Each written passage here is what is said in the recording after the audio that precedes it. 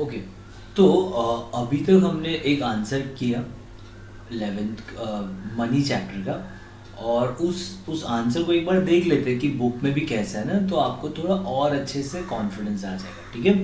तो ये आपका 11th का गवर्नमेंट ने दिया हुआ बुक है, एंड मैं अपना ऑर्डर फॉलो करता हूँ, सो दैट आई मीन एक मेरा स्टाइल है to make you understand this concept, so I don't follow the what you can say sequences given in your book, I go as per my way, okay।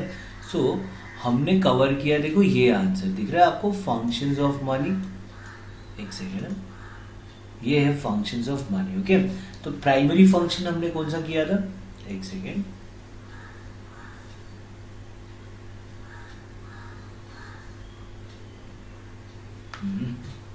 अब समझा क्यों समझ रहा है, चल हाइलाइटर ले लेते हैं हम। तो मुझे बताओ हम लोग क्या कर रहे हैं यहाँ पे।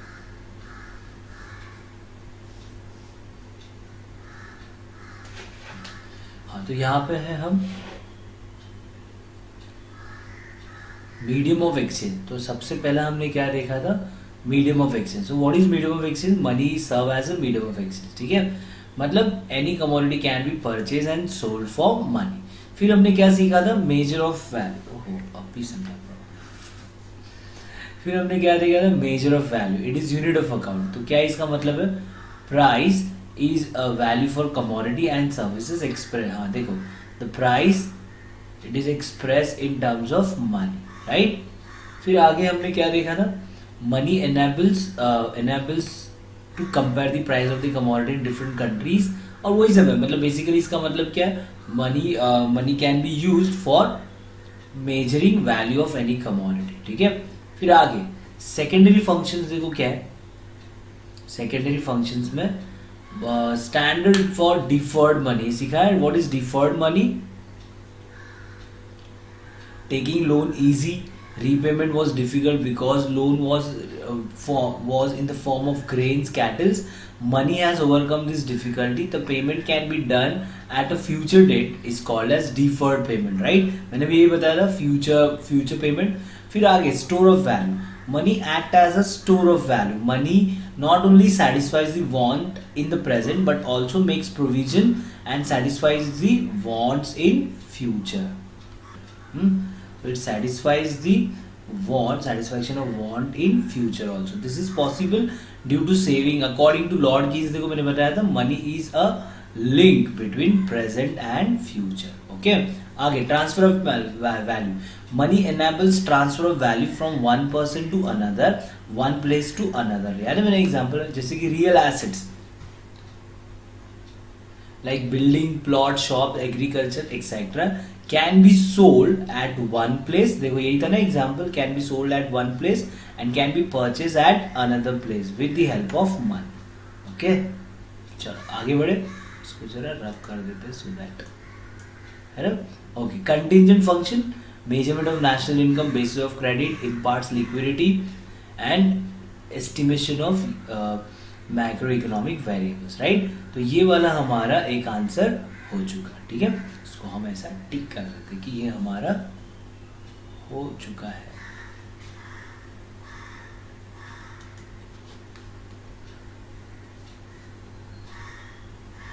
ओके, चल हम आगे बढ़ रहे, अगला क्वेश्चन।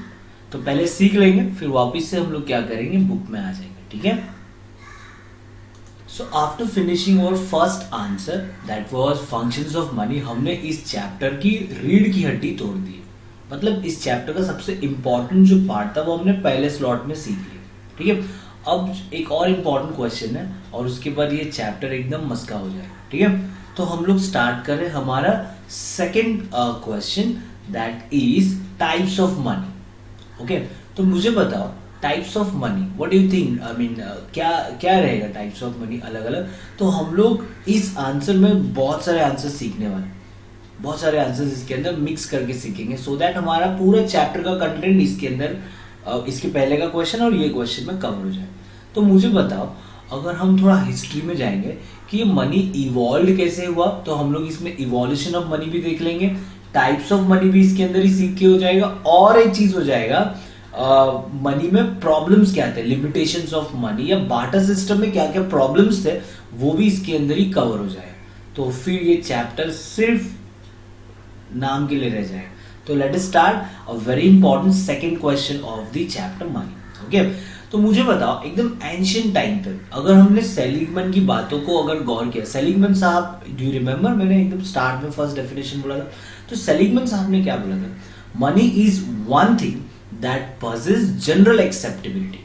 तो अगर सेलिगमैन साहब की बातों को अगर सच माना जाए तो मनी तब भी था जब मनी नहीं था।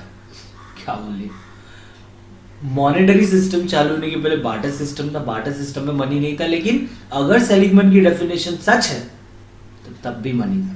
जैसे कि there were plenty of things जो लोग कॉमनली यूज करते थे, कॉमनली एक्सेप्ट करते ही थे, जिनके पास जनरल एक्सेप्टेबिलिटी था। जैसे कि बार्टर ट्रांजैक्शन में बात करें तो एकदम शुरुआत में अगर जाएंगे तो पहले इंसान क्या करता था, हंटिंग करता था, है ना, हंटिंग करके उसको ऐसा लग रहा है, मतलब लाइवलीहुड के लिए, खाने के लिए वो एनिमल्स को मारता था, ठीक है, पहले, और हंट पे जाता था। अब hunting obviously is not that safe जितना पिक्चर में दिखाते, राइट। तो उतना सेफ नहीं हुआ करता था पुराने जमाने में, बड़े बड़े जानवर कभी कभी इंसान पे भारी भी पड़ जाते। तो अब उसने क्या किया ना, उसने एग्रीकल्चर फाइंड कर लिया, राइट। अब सीन ऐसा था, अगर मान ली कि हंटिंग एग्रीकल्चर, फिर बाद में एग्रीकल्चर करने लग गए ताकि हंटिंग का जो रिस्क है वो कम हो जाए, ऐसा कुछ मैंने भी हिस्ट्री में पढ़ा है। तो हम लोग स्टार्ट करते हैं हंटिंग एज से चालू करते, ठीक है। अगर सोचो वो जमाना है जब लोग हंट कर रहे हैं, लोग एग्रीकल्चर है, उस जमाने पे मैं तुमको लेके जा रहा हूँ। मतलब उस जमाने में एनिमल्स जो थे वो बहुत काम की चीजें होती थी। नंबर वन, एनिमल, कुछ एनिमल खाने के लिए काम आते हैं, तो भाई हंटिंग में जाने का जरूरत नहीं है, डायरेक्ट अगर कोई हमें एनिमल दे दे तो सीधा वही खा लो। दूसरा, जब एग्रीकल्चर स्टार्ट हुआ तो बहुत सारे एनिमल्स एग्रीकल्चरल एक्टिविटी में क्या होने लग गए, काम आने लग गए। उस जमाने में इतना सेफ नहीं होता था, तो लोग ग्रुप्स में रहना चालू हुए, तो ग्रुप में रहते थे और साथ में डॉग्स वगैरह कैरी करते थे। तो डॉग आज के जमाने टाइप के डॉग्स नहीं थे, पहले के डॉग्स का टेलीपैथी ज्यादा स्ट्रांग था।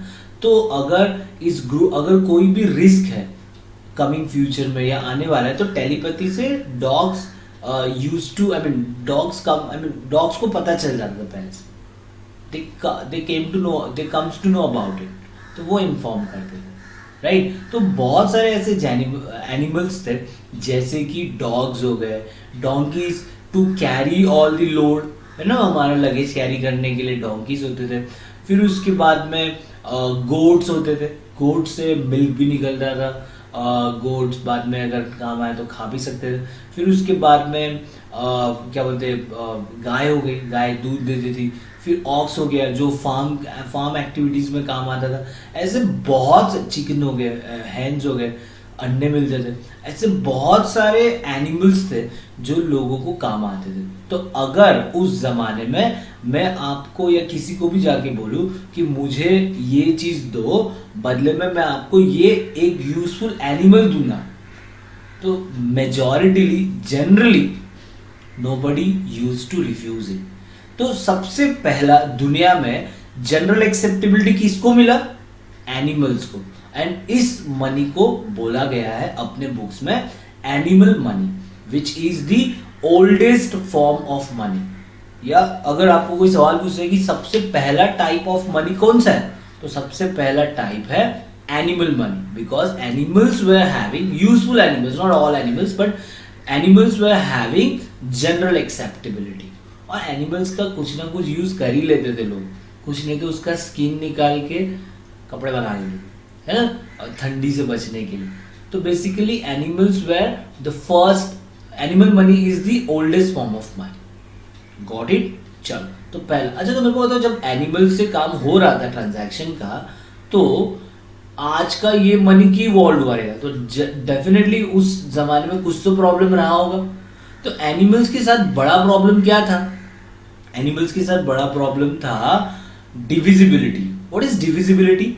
Ability to divide into small units, है ना। बताओ आज अगर तुम्हारे पास 2000 की नोट है, तो क्या तुम इसको स्मॉल यूनिट्स में डिवाइड कर सकते हो? ऑफ कोर्स हम इसको छुट्टा कर सकते हैं, 100 में कन्वर्ट कर सकते हैं, 10 में कन्वर्ट कर सकते हैं, है ना। और एक्सट्रीम पे जाए तो 1 रुपए में भी कन्वर्ट कर सकते हैं अगर सामने वाले के पास होगा तो। लेकिन हम डिवाइड तो कर सकते हैं ना। तो today's money has divisibility, but सोचो एनिमल के पास डिविजिबिलिटी है। अगर हमारे पास 4 बैल है, कोई भी पान पट्टी पे जाके इसको 50 बकरी में कन्वर्ट कर सकते थे? नो। अच्छा, बड़े एनिमल तो ठीक है, लेकिन अगर छोटे छोटे ट्रांजैक्शन, हमें एक छोटा सा पेन खरीदना है तो हम कौन सा एनिमल देंगे? उसके लिए अगर हम चिकन दे रहे या क्या बोलते, फॉर एग्जाम्पल अगर मुर्गी दे रहे तो we are of course paying more than सामने वाला डिजर्व्स। तो हम अब इसको हम स्मॉल यूनिट्स में डिवाइड नहीं कर पा रहे थे ना, क्योंकि एनिमल्स अगर स्मॉल यूनिट्स में डिवाइड हो गए तो एनिमल का वैल्यू 0 हो जाएगा, मर जाएंगे वो। इसीलिए उस जमाने में कुछ नया ढूंढा उन लोगों ने, और वो क्या था? कमोडिटीज। कमोडिटीज मेनली खाने की चीजें होती थी, और राइस, व्हीट, जवार, बाजरा, मेज, अंडे, स्किन, शेल्स, है ना, कलरफुल स्टोन्स, मार्बल्स, ऐसी चीजें ना लोग एक्सचेंज करते थे एज अ मनी। तो उस जमाने के थोड़ा सिविलाइजेशन जब चालू हुआ था, उस जमाने में आप मार्केट में जाते थे तो शेल्स वगैरह, स्टोन्स, मार्बल्स, व्हीट, जवार, बाजरा, फूड ग्रेन्स, ये सारे अंडे वंडे, ये सब लोग एक्सचेंज करते थे अगेंस्ट द कमोडिटी। और ये हमारा second form of money, second type of money, that is commodity money. समझा? तो उस जमाने में कैसा चल रहा था? बड़े बड़े ट्रांजैक्शन के लिए एनिमल मनी, और छोटे छोटे ट्रांजैक्शंस के लिए एनिमल कमोडिटी मनी यूज होता था। अब कमोडिटी मनी में भी कुछ तो प्रॉब्लम रहा होगा ना, इसीलिए लोगों ने और कुछ सोचा। अब कमोडिटीज जैसे कि अंडे हो गए, जैसे कि फूड ग्रेन्स हो गए, they can not be stored for longer period. उसका एक छोटा सा टाइम पीरियड होता है, उसमें वो खाना पड़ता।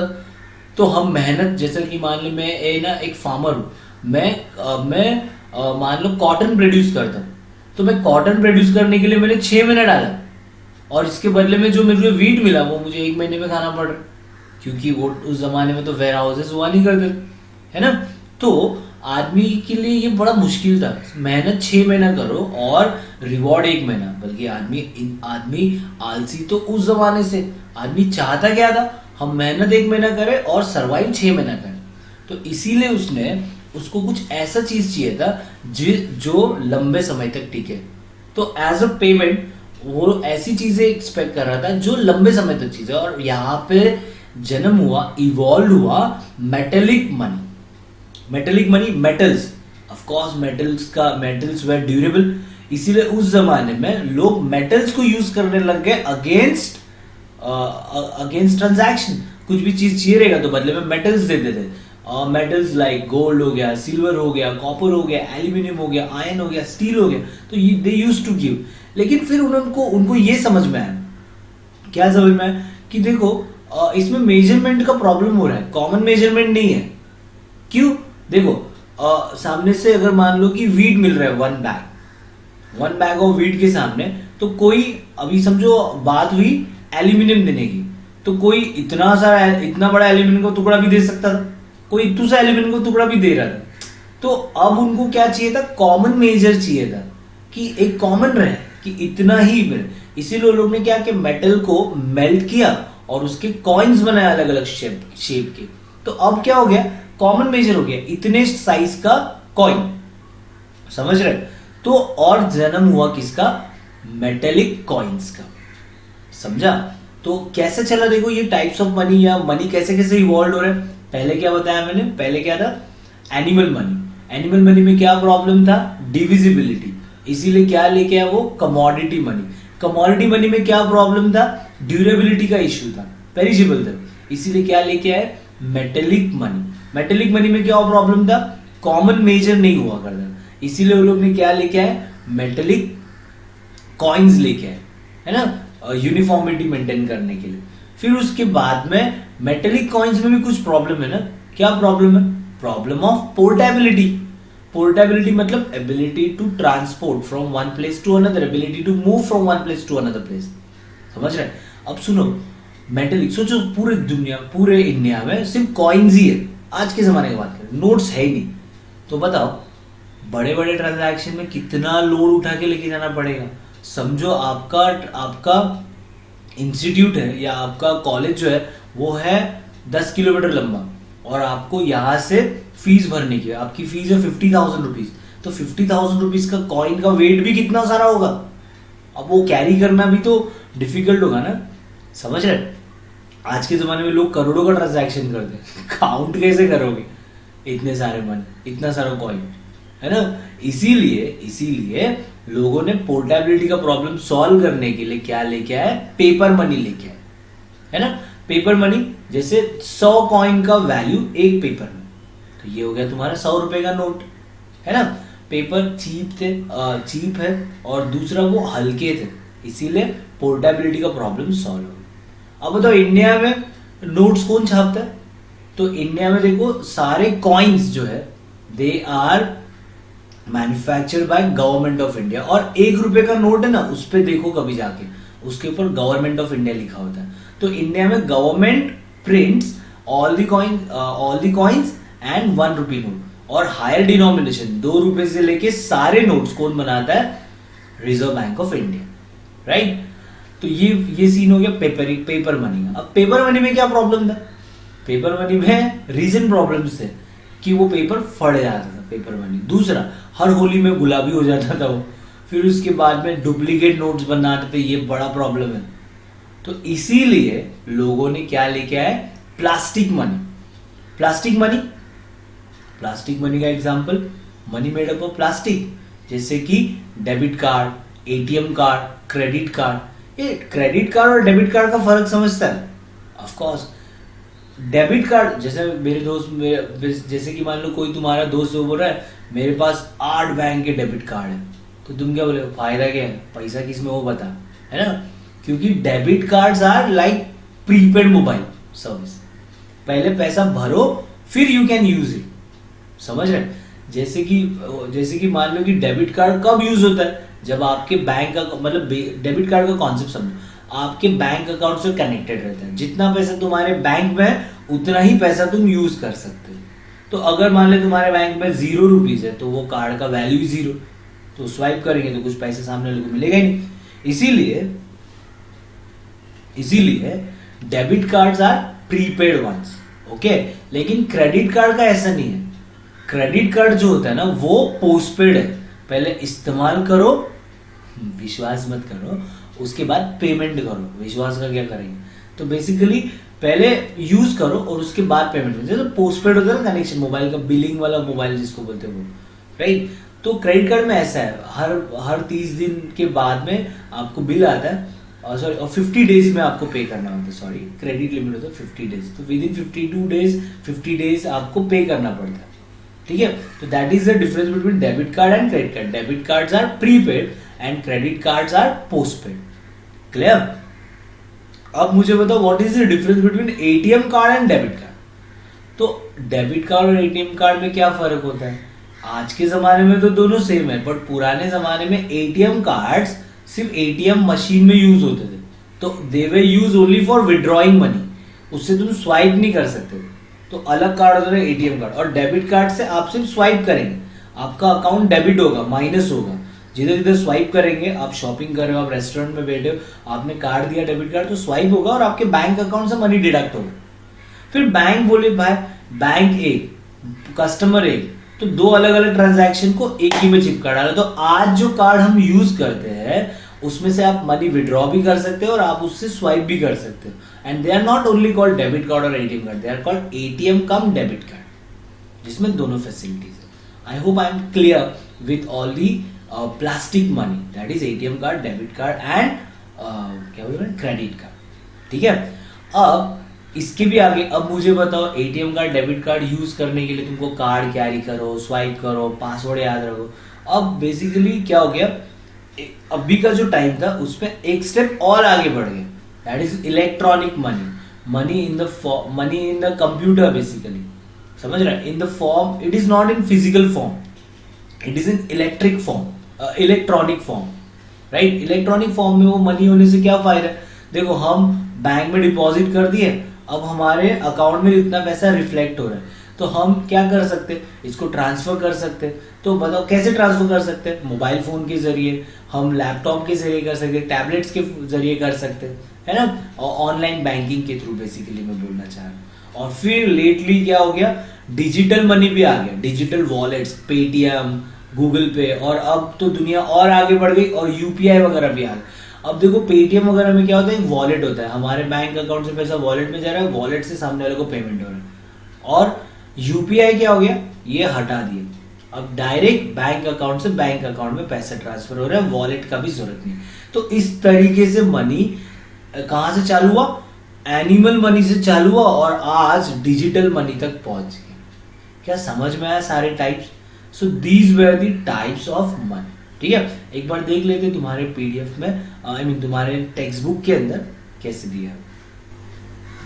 ओके, तो बेसिकली हम लोग आपके बुक के ऊपर, और देखिए बुक के अंदर हमने एक अभी आंसर कौन सा किया, टाइप्स ऑफ मनी, हमने ये आंसर कंप्लीट किया। ठीक है, तो देख लेते बुक के अंदर क्या क्या दिया है टाइप्स ऑफ मनी के अंदर।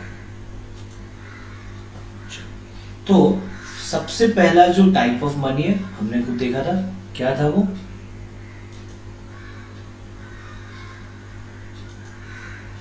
Animal money. ओके, ये हमने किया।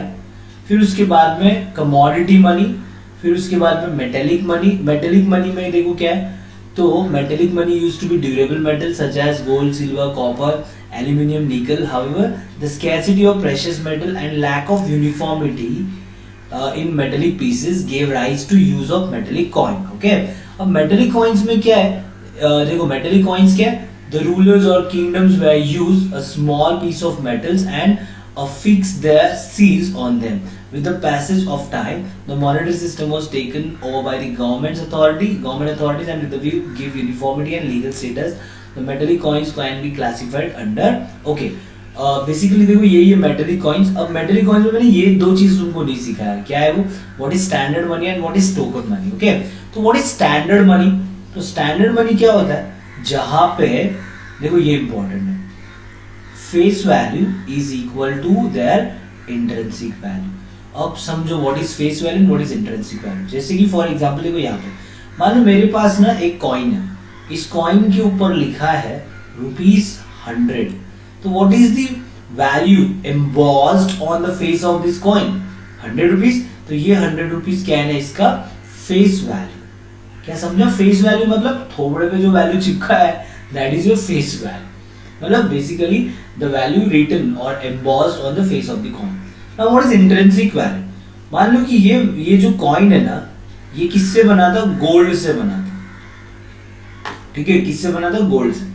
अबे ना इसको मैं ऐसा हेड टेल खेल रहा था, बोर हो गया, बोला हेड टेल खेल के ना मजा नहीं आया। तो मैंने क्या किया ना, थोड़ा साइंस में मेरे को बचपन से बहुत रुचि थी, तो मैंने क्या कि एक वाटी लिया, एक बॉल लिया, उसके अंदर कॉइन डाला और है ना उसको गैस के ऊपर रख के पिघलाना चालू किया। तो अभी गोल्ड है, गोल्ड तो जल्दी पिघल, आई मीन तो क्या हो गया, गोल्ड पिघलना स्टार्ट हो। जैसे ही पिघलना चालू हो गया, उसका ऊपर उसके ऊपर का गवर्नमेंट का जो वैल्यू था वो सब फिनिश। अब वो है ना पहले लिक्विड बना, फिर बाद में उसका मेटल बन गया, अब ये गोल्ड है। बताओ क्या मेरे को ये लॉस हुआ है? तो मैंने बोला भाई ऐसे तो अभी ये मार्केट में तो इसका वैल्यू कुछ नहीं है, क्योंकि मार्केट में नोबडी विल एक्सेप्ट इट, क्योंकि इसके ऊपर का सारा वैल्यू खत्म हो गया। तो मैंने बोला कि गोल्ड है ना, चलो हम गोल्डस्मिथ के पास जाते हैं, सोनार के पास जाते। तो मैंने गोल्डस्मिथ के पास गया और उसको ये गोल्ड का टुकड़ा दिया और बोला कि इसका जो वैल्यू आता है मुझे आज के रेट के हिसाब से दे दो। तो उसने मेजर किया, कैलकुलेट किया, कुछ तो किया और मेरे हाथ में 100 रुपए पकड़ा दिए। बताओ तो what is the value of that metal, that is also 100 rupees. तो इस कॉइन को क्या बोलेंगे, स्टैंडर्ड कॉइन। क्या बोलेंगे इसको, स्टैंडर्ड कॉइन। क्यों, क्योंकि इसका फेस वैल्यू और इसका मेटल का वैल्यू बोथ आर इक्वल। क्या समझा? देखो आ जाओ बोर्ड के ऊपर, क्या लिखा, व्हाट इज स्टैंडर्ड कॉइन। तो स्टैंडर्ड कॉइन ऐसा कॉइन होता है जिसका value, face value and intrinsic value. What is intrinsic value अभी बताया मैंने, value of that metal. Okay, so ये कॉइन जो थे ये प्रेशियस मेटल से बनते थे, जैसे कि गोल्ड हो गया, सिल्वर हो गया, राइट। और इंडिया में ये ब्रिटिश पीरियड के टाइम यूज होता था।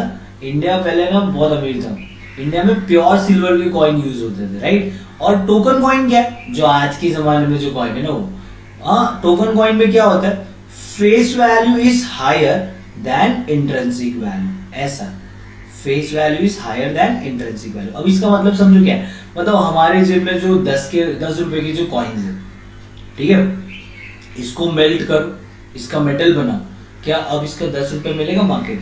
कोई नहीं देगा। तो 10 रुपया जो फेस वैल्यू का is greater than the value of metal, therefore this kind of coins are called token coins, right. तो टोकन कॉइन ये होता है जहां पे face value is greater than intrinsic value, clear. और आज के जमाने के सारे जो कॉइन्स है they are example of this thing, token coin, ठीक है। और ये किससे बने होते हैं? चीपर मेटल्स लाइक एल्यूमिनियम, निकल एक्सेट्रा एक्सेट्रा, ठीक है। चल आगे बढ़ते हैं। पेपर मनी, देखो इसमें क्या इंपॉर्टेंट है, पेपर मनी क्या है, suitable for in India 1 rupee note and all coins are issued by government of India, whereas higher denominations issued by RBI। यही था इसमें इंपॉर्टेंट। फिर आ जाओ, ओहो मैंने एक स्किप किया, that is bank money. Okay बताओ, ये जो दुनिया भर की चेक्स है ना, चेक्स सिखाया तो है मैंने तुमको, चेक्स, डिमांड ड्राफ्ट एक्सेट्रा, क्या ये मनी नहीं है? है। कौन इश्यू करता है? बैंक। इसलिए इसको क्या कहा जाता है? Bank money. And it is also known as credit money, क्योंकि दे आर क्रेडिट इंस्ट्रूमेंट्स, है ना, ये भी बताया था। आगे प्लास्टिक मनी में क्या क्या है देखो, debit cards and credit cards, okay. फिर आगे इलेक्ट्रॉनिक मनी क्या है?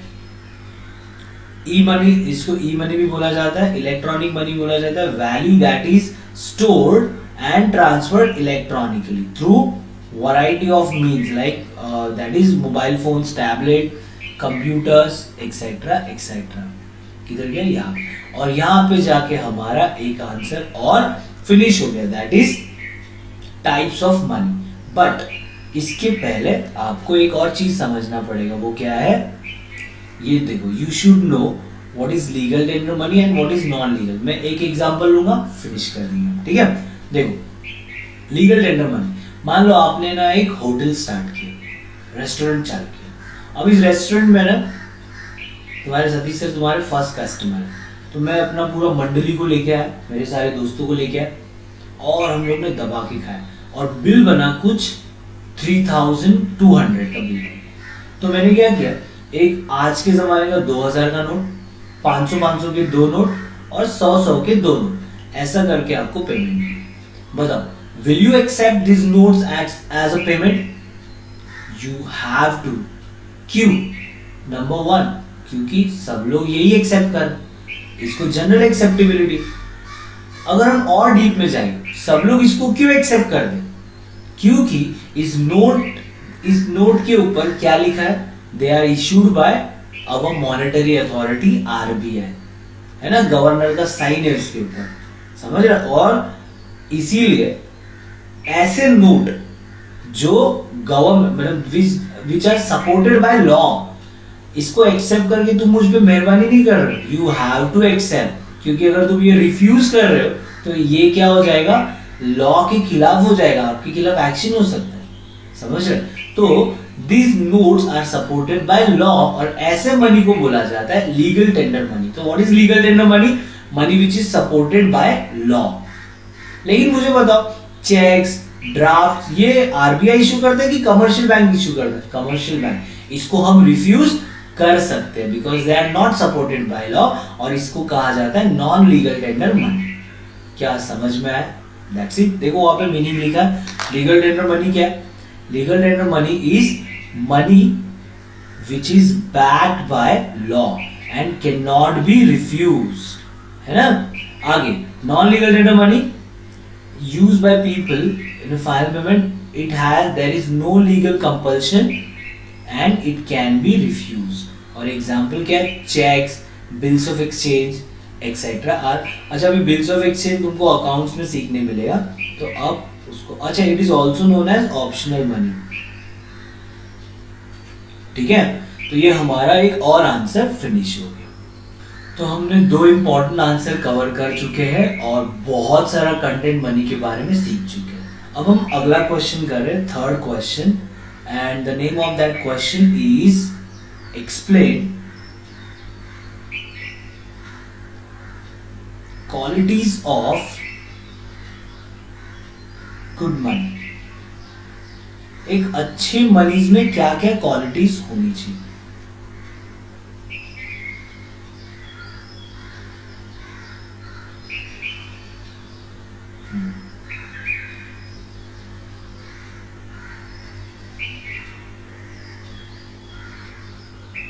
ओके, क्या क्या क्वालिटीज होनी चाहिए। तो इसके लिए मेरे पास है ना एक कोड है, और वो कोड है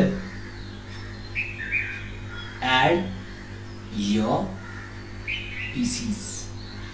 ठीक है, अब मैं इसको एक्सप्लेन करते जाऊंगा, एड योर पीसीस को, और फिर बाद में हम एक साथ एज अ रिवीजन इसको लिख लेंगे। ठीक है, तो फिलहाल I am not writing anything on board, just pay attention. Okay, चलो, तो ऐसा है एड योर पीसीस। तो सबसे पहला जो पॉइंट है, 1 सेकेंड, तो सबसे पहला जो पॉइंट है that is A stands for acceptability. तो मनी में सबसे पहला क्या क्वालिटी होना चाहिए, तो it must have general acceptability. General acceptability, it should be accepted by everyone. So जो कोई गवर्नमेंट ने ऐसा नोट इशू किया है, जैसे एक कंट्री है उसके अंदर 10 स्टेट्स है, तो 10 में से 8 स्टेट उसको एक्सेप्ट करते, बट 2 स्टेट उसको एक्सेप्ट ही नहीं कर, तो बताओ क्या वो गुड मनी है। सोचो तुम वहां पे एज अ टूरिस्ट वहां पे घूमने गए, है ना, वहां पे पहले दिन तुमने मनी एक्सचेंज किया, एक स्टेट घूम ली, अब तुम दूसरे स्टेट में जा रहे हैं, तो गाइड तुमको बोल रहा है सर पहले आपको मनी दूसरा वापस एक्सचेंज करना पड़ेगा। मेरे भाई हमने कंट्री चेंज किया, तूने बताया भी नहीं। बोले सर कंट्री वही है, सिर्फ मनी अभी यहाँ पे दूसरा यूज होगा। तो हम क्या, हमारे दिमाग में क्या इंप्रेशन जाएगा, it is good quality of, I mean ये अच्छी बात है कि बुरी बात है, हमें तकलीफ होगी कि हमें कन्वीनियंस हो रहा है, तकलीफ हो रही है ना, तो जो तकलीफ देगा it's not a good quality ना। तो इसके लिए मनी में क्या अच्छी क्वालिटी रहनी चाहिए, it must have general acceptability. Kashmir से लेकर कन्याकुमारी तक हर जगह सेम नोट्स रहने चाहिए। क्या समझ में आया, दैट्स इट। फिर नेक्स्ट पॉइंट है डी से, दैट इज डिविजिबिलिटी। हमने एनिमल मनी सीखा है, एनिमल मनी में क्या प्रॉब्लम था, डिविजिबिलिटी।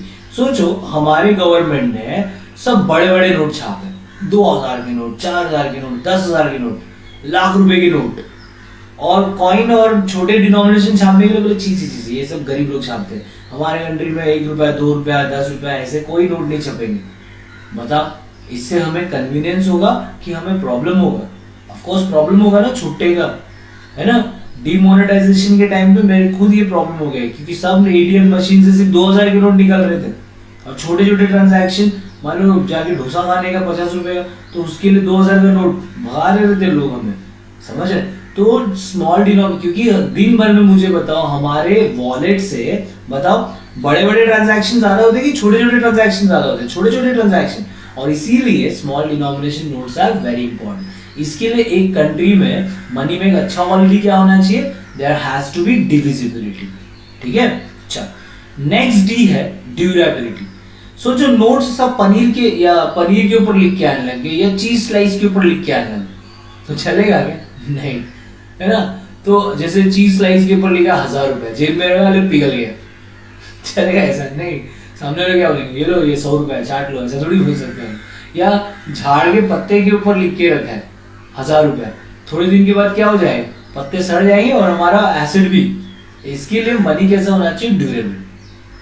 फिर एक पॉइंट है यू से यूनिफॉर्मिटी। अब यूनिफॉर्मिटी के लिए मेरे पास अच्छा एग्जांपल है, देखो मैं बोर्ड में बता रहा हूं। अब देखो फॉर एग्जांपल ये क्या है, कंट्री। ठीक है, मान लो, अच्छा चलो लैंग्वेज, हाँ चलो कंट्री।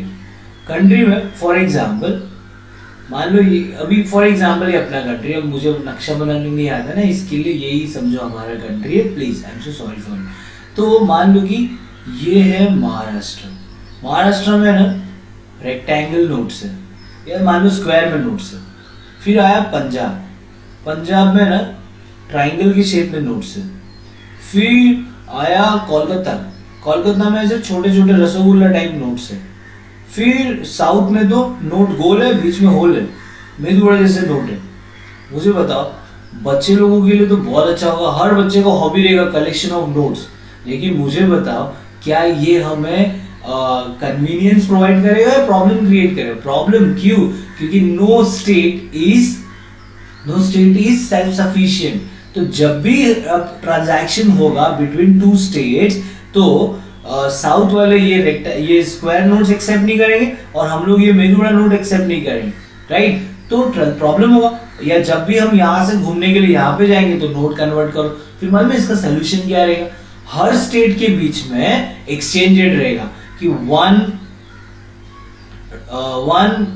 क्या circle note is equal to 3 triangle notes. ऐसा 28 स्टेट्स का अलग अलग एक्सचेंज रेट रहेगा। तो बताओ ये हमारे प्रॉब्लम्स को बढ़ा रहा है कम कर रहा है? कॉस्ट बढ़ा रहा है। इसीलिए इसका सोल्यूशन क्या है? पूरे कंट्री में यूनिफॉर्म नोट्स होने चाहिए। यूनिफॉर्म मतलब तो कोई बुक में इसको होमोजीनियस भी लिखते हैं, होमोजीनियस नोट। होमोजीनियस मतलब क्या होता है? सेम एंड सिमिलर, मतलब एक जैसे, आइडेंटिकल को बोलते हैं होमोजीनियस, ठीक है। चलिए मैं आपको स्पेलिंग अच्छे से लिख के यहाँ पे बता दूं कैसे नोट्स होने चाहिए।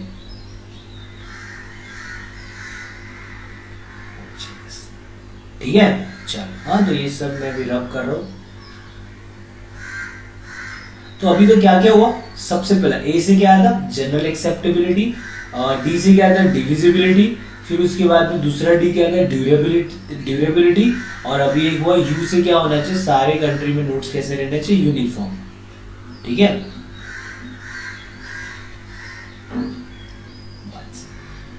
आर से होता है रिकॉग्निजिबिलिटी। आर से क्या है? रिकॉग्निजिबिलिटी। ये रिकॉग्निजिबिलिटी मतलब क्या? तो नोट्स ऐसे होने चाहिए कि सब लोग उसको रिकॉग्नाइज, पहचान ले चाहिए। अब देखो, इतना रिकॉग्नाइजेबल रहना चाहिए कि अंधा भी रिकॉग्नाइज कर सके। तुमने देखा है कभी नोट, अंधे लोग भी नोट कैसे रीड करते हैं? क्यों मालूम है? क्योंकि गवर्नमेंट ये डेलिबरेटली कर रहा है। हर गवर्नमेंट हर डिनोमिनेशन के नोट का साइज अलग रखता है। देखो सबके साइज अलग रहेंगे, तो साइज की वजह से एक अंधा भी देख सकता है, हाँ ये 10 रुपए, ये 20 रुपए, ये 50 रुपए, ये 100 रुपए, ये 2000 रुपए। समझ रहे?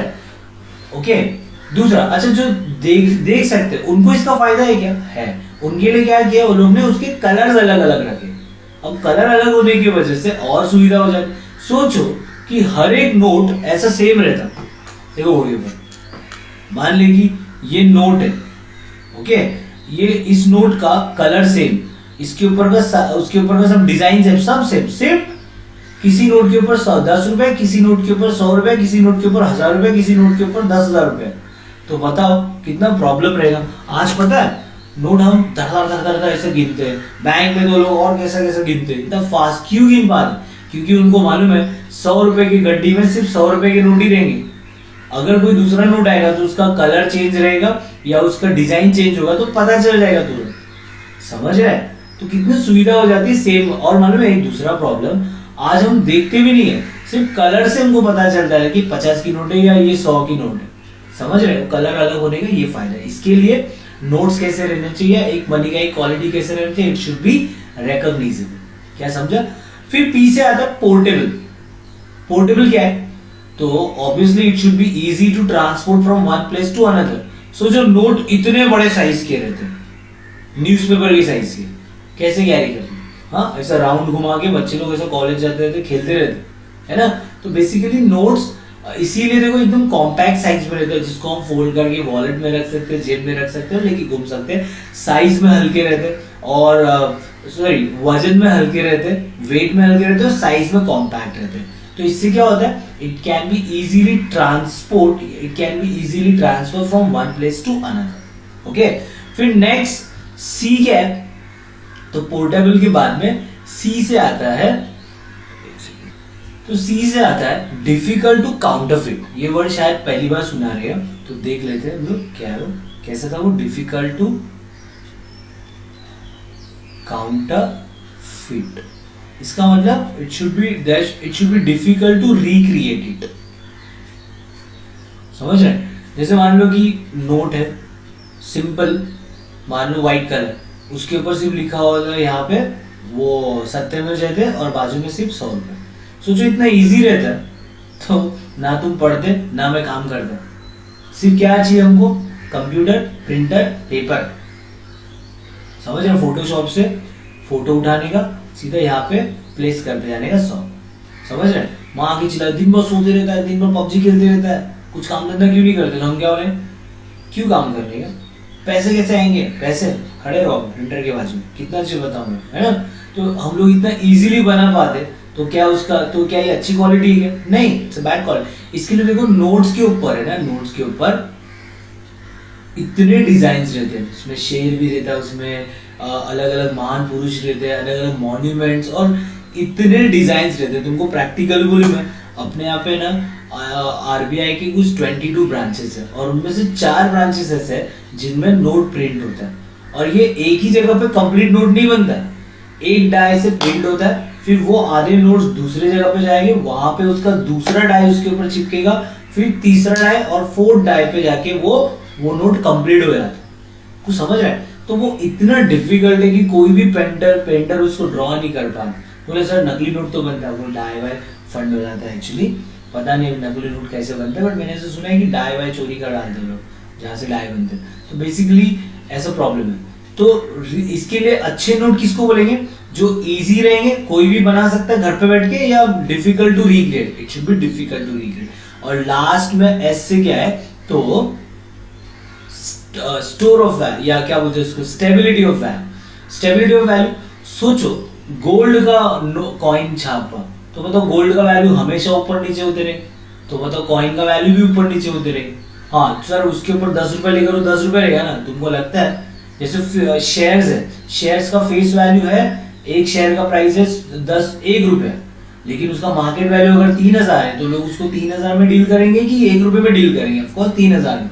इसीलिए कोई भी गवर्नमेंट कॉइन्स या मनी ऐसे मेटल से नहीं बनाता जिसका वैल्यू कैसा रहे, फ्लक्चुएटिंग रहे, ऐसी चीजों से बनाते हैं जिसका वैल्यू कैसा रहे, स्टेबल। समझ रहे? तो ये हो गया आपके सारे पॉइंट्स। क्या क्या देगा, चलो एक बार फटाफट लिख लेते हैं हम लोग। एक सेकेंड, इसको पहले हटा देते हैं।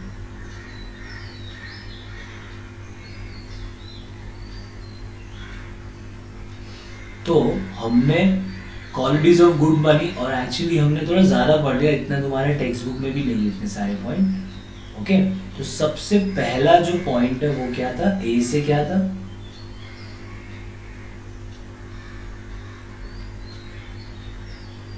General acceptability.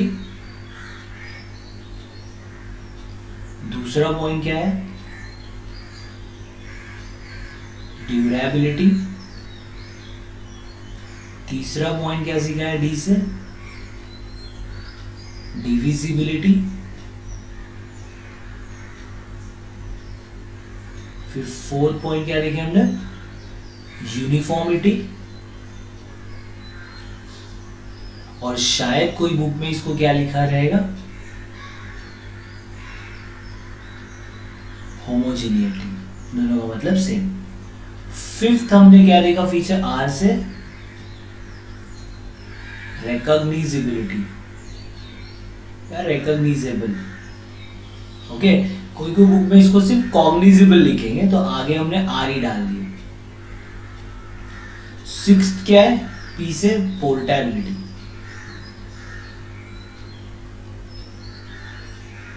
सेवेंथ है डिफिकल्ट टू काउंटरफिट। और लास्ट है, यहां पे लिखता हूं साइड में, ओह क्या बन गया, 8 पॉइंट क्या है, स्टेबिलिटी ऑफ वैल्यू या स्टेबिलिटी। चलो ठीक है, तो लेट अस सी पीडीएफ में क्या दिया।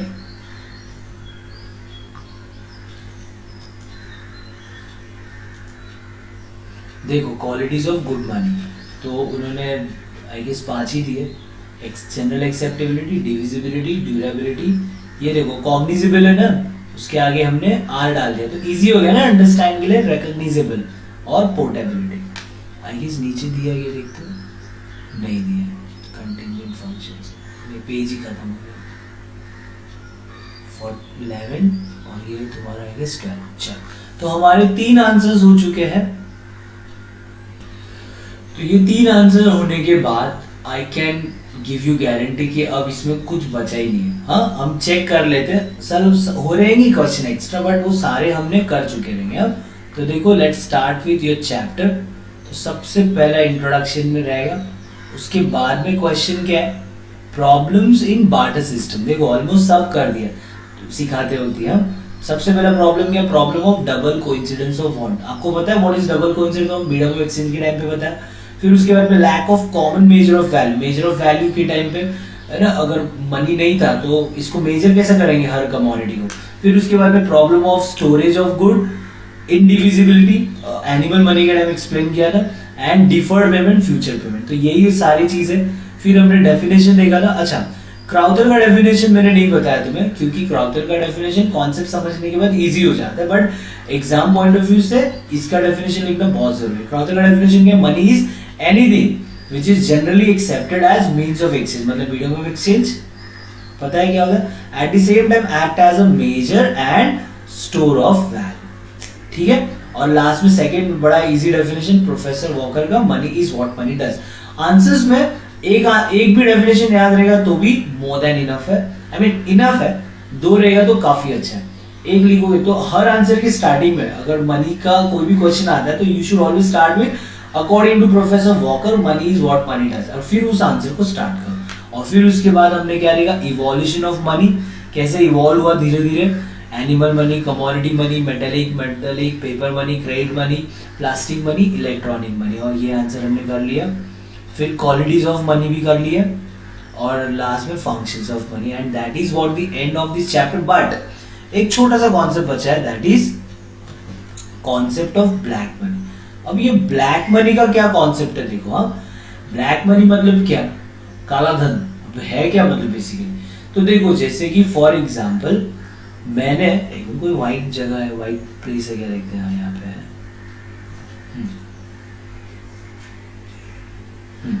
जैसे कि फॉर एग्जांपल मान लो कि अभी इंडिया में एक एग्जांपल के तौर पे बताता हूं, मान लो कि कोई बंदे ने क्या किया, साल का 20 लाख रुपीस अर्न किया, चोरी करके नहीं किया, उसने एक्चुअली मेहनत करके 20 लाख रुपीस कमाया। अगर ये सारा इनकम वो गवर्नमेंट को बताता तो इसके ऊपर उसको टैक्स देना पड़ेगा, इनकम टैक्स। और मान लो कि इसके ऊपर का 10%, कितना हो गया, 20 लाख का 10% इज 2 लाख, तो 2 लाख रुपीस उसको गवर्नमेंट को एज अ टैक्स देना पड़ेगा। और उससे लग रहा है भाई मैंने मेहनत किया इतना, हाँ गवर्नमेंट को 2 लाख रुपया क्यों दूं। इसीलिए उसने क्या किया मालूम है, उसने गवर्नमेंट को बताया ही नहीं कि मेरा इनकम 2 लाख है, समझ रहे। उसने वो पैसे चेक से भी नहीं लिया, तो कहीं पे रिकॉर्ड भी नहीं हो गया कि इसको इतना पैसा मिला, वो कैश से पैसे ले रहे। सबसे इनकम कैसे अपने कस्टमर से या अपने बॉस से कैसे पैसे ले रहे हैं, वो कैश में पैसे, तो कहीं पे रिकॉर्ड ही नहीं हुआ। और नाम के लिए उसने बताया कितना, मेरा इनकम इज ओनली 10,000 साल का, और इसके ऊपर मान लो गवर्नमेंट बोलता है इतना कम इनकम है तो टैक्स आपको माफ, कुछ समझ रहे। तो बताओ उसने ये जो 10,000 शो किया, ओके, लेकिन 19,90,000 ये जो शो किया वो व्हाइट मनी, और जो शो नहीं हुआ वो क्या है, ब्लैक मनी। क्या समझ में आया अच्छे से। तो देखो यहाँ पे लिखा है concept, what is black money. तो black money which is received in cash but not accounted for and not on which tax is paid to the government. The black money is tax evaded money. Tax evade मतलब चोरी करना। तो ऐसा पैसा जिसके ऊपर का टैक्स मनी क्या किया है, लोगों ने अवॉइड किया भरना, चोरी किया। It can be earn through both legal and illegal way, है ना। ये तो ये बंदे ने ईमानदारी से कहा लेकिन कमाया, लेकिन मान लो कोई बंदा स्मगलिंग करता है, चोरी करता है, मर्डर करता है, तो वो कैसे बताएगा गवर्नमेंट को, रिकॉर्ड लिखेगा कि इनकम अर्न थ्रू मर्डर, समझ रहे। तो वो तो बता ही नहीं सकता, तो वो भी पैसा क्या हो गया, गवर्नमेंट से वो गवर्नमेंट की नजर में नहीं आया, इसके लिए उसको क्या बोले, black money. Corruption, black money hoarding, this creates obstacle in economic activity, political and instability they are created due to black money. black money, to control the black money, demonetization is one of the tool which may countries have adopted. जैसे हमारे country ने adopt किया demonetization, and that is the end of this chapter. ठीक है, okay. So after finishing chapter, चलो थोड़ा exercise के जो ऑब्जेक्टिव क्वेश्चंस है वो हम लोग कवर कर लेते, क्योंकि बड़े क्वेश्चंस तो अंदर आपको मिल जाएंगे, वो मैंने एक्सप्लेन कर लिया. लेट अस सी क्या आएगा यहाँ पे. चलो, तो सबसे पहले हम चेक कर रहे हैं कि हमारा पेन चल रहा है कि नहीं. ओके, तो हाँ, तो primary function of money medium of exchange. तो ट्रांसफर ऑफ वैल्यू क्या रहेगा यहाँ पे, क्या आएगा, सेकेंडरी फंक्शन, राइट. अगर secondary function of money is standard for deferred payment, तो बेसिस ऑफ क्रेडिट क्या है, it is contingent function. Okay, commodity money shell है, तो क्रेडिट कार्ड क्या है, plastic money. Okay, divisibility smaller denomination, तो easy to carry from one place to another, ये क्या है, पोर्टेबिलिटी. फिर बार्टर सिस्टम क्या होता है, बार्टर सिस्टम में गुड्स यूज होता है, तो मॉडर्न इकोनॉमी में क्या यूज होता है, हमारे चैप्टर का नाम money. The act of exchanging goods for goods, it is barter exchange या बार्टर सिस्टम बोल सकते हैं. Provision for making payments in future, deferred payment.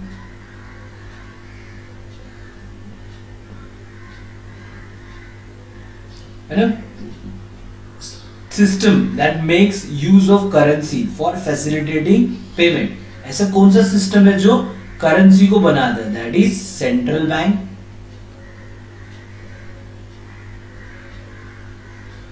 Monetary क्या लिखा, credit instrument through which bank deposit और ट्रांसफर. ऐसा क्रेडिट इंस्ट्रूमेंट जिसके through आप बैंक में का डिपॉजिट ट्रांसफर कर सकते हैं. The answer is checks.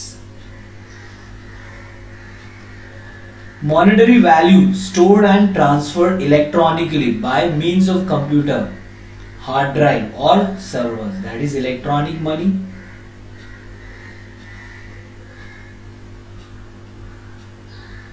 है ना. चल आगे बढ़े. Choose the correct option. Okay, arrange the arrange in order of evolution of money. तो सबसे पहला क्या आएगा, एनिमल मनी. फिर क्या आया, कमोडिटी मनी. फिर क्या आया, मेटेलिक मनी. और फिर क्या आया, मेटेलिक कॉइन्स. ये चार. तो कैसे रहेगा, B D A C. B D A C किधर है, आंसर इज 2. ठीक है. Arrange in order of evolution of money. फिर से अब इनमें से credit money, electronic money, paper money, plastic money. तो आइए सबसे पहला क्या आया, पेपर मनी. इनमें से दूसरा क्या आया, क्रेडिट मनी. फिर क्या आया, प्लास्टिक मनी. और लास्ट में क्या आया, इलेक्ट्रॉनिक मनी. हाँ, तो क्या ऑर्डर रहेगा, B D A C. B D A C किधर है, फर्स्ट में. ठीक है, चल बढ़े आगे.